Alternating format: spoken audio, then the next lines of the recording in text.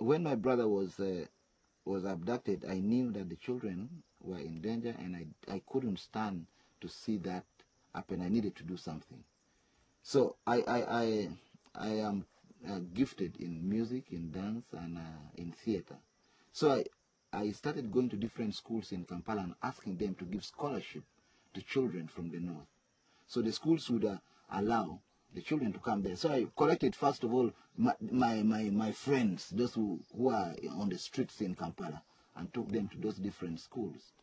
And I would go to those schools and train music for free. So I exchanged my service for scholarship for other children. And this continued to some extent from 1996. And then in 98, there was a terrible disaster in the north.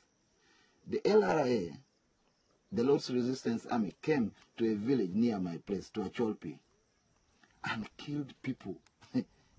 They just killed so many people, and then, rudely enough, cooked people in pots and put them on the roadside. And when I woke up and read this in the newspaper, I was just crying. I was in tears. And a friend, I had a very close friend of mine, Wilson, and he found me crying, and he said, what's the problem? I couldn't talk. I was in shock. And so I said, you come to me with me in my car. So we entered my car and drove towards the north. I didn't know where we were going. Wilson kept on asking me, where are we going? I said, we have to go to the north and do something about this. This cannot go on. You can't kill people like this. And so somehow when we reached, an idea came to my mind. Why don't you buy land and just ask whoever wants to leave the north to come? So that's what we decided.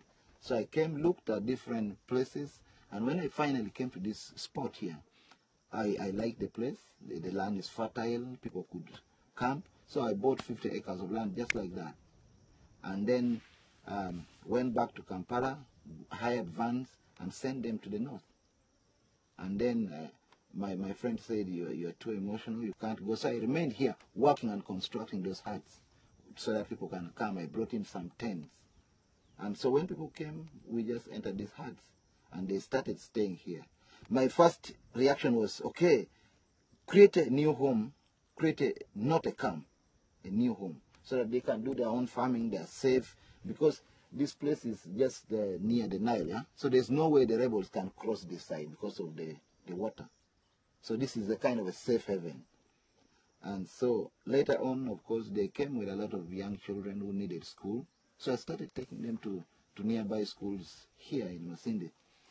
And then later on, I worked with an organization called O94 based in the Netherlands to build the classrooms. And then we built the classrooms, we built the bakery, and we built some other structures. And then we started a school here. So I started paying the school fees of the children and giving the teachers salary. Then O94 later on came and put the water system. Then a German organization called GTZ gave us solar. So now the life is began to improve.